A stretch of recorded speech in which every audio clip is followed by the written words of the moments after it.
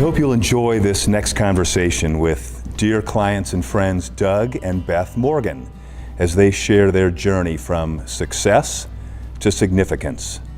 Doug had a long career in Columbus as a lawyer, but something was just urging him to do something different, to really fulfill a passion that he's always had. And so you're going to learn the story of from lawyer to making barns, restoring barns. It's a wonderful journey, and we hope it triggers for you some questions that you might ask yourself. What are you saving for? What are you living for? What do you want to do after this chapter of your life? What's that next chapter look like? And how can you bring your passion for something and something that gives you purpose, how can you bring that to happen? We'd love to help you with that. We'd love to help you prepare the financial plan that allows you to do that. So come see us anytime. Meanwhile, enjoy this conversation with Doug and Beth. People have asked, how did you go from law to moving barns? And I'd say I'm not exactly sure, but the best I can figure out is it was a combination of deep passions that I've had through my life.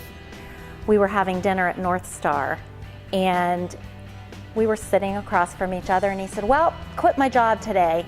And I said, "Ha ha, funny." He said, "I'm serious." And I went, "It is serious now." And I guess, I knew that he wanted to do something different, that life was starting to look like, wow, time is marching on. But that was sort of like, okay, what do we do now?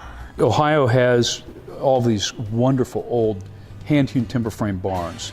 Back after the Civil War, 90% of the people lived in the country and were farmers. An average farm was about 40 or 50 acres. So the barn was the most important structure on the farm. Without that, they would have perished. So the barns were fabulous.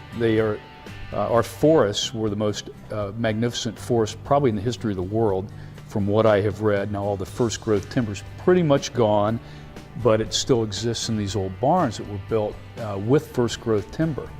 I knew from the time I started working with these 30 years ago that they were super special, and as I did it more and more, I realized how quickly they were going away.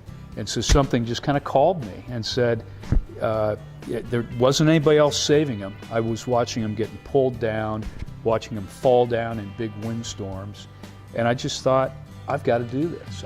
Somebody's got to do it, and why not me? So we talked about that, and we actually had done several of these structures for ourselves up at the farm. I'd moved 2 log cabins, 3 historic barns, and then I had a friend ask me if I would do one for him, and that was right about the time I was getting ready to move on from law, so it's kind of perfect timing. I had my first major project, and we make money on these. This can be a really good business. Now I was really lucky being a lawyer, especially being a business lawyer. I was able to start practicing law part-time as I was transitioning. There are lots of risks, but I think, be close with that support system that you have in place. And then just, try to communicate and talk through things and for better, for worse, I guess. But I'm not, I know there were scary times, but you just work through it. I define wealth a little more broadly than just how much money you have in the bank or how big is your house or what's that little insignia on the front of that rusting hunk of metal you drive around in. So to me, it's relationships, it's life experiences, and we're here for a really short period of time. And so I've got a lot of energy, and I want to do stuff while I can. If you're like I was, where wasn't like so excited about it anymore, and you've got something else you think you might want to do, don't wait too long. That's the best advice I could give anybody.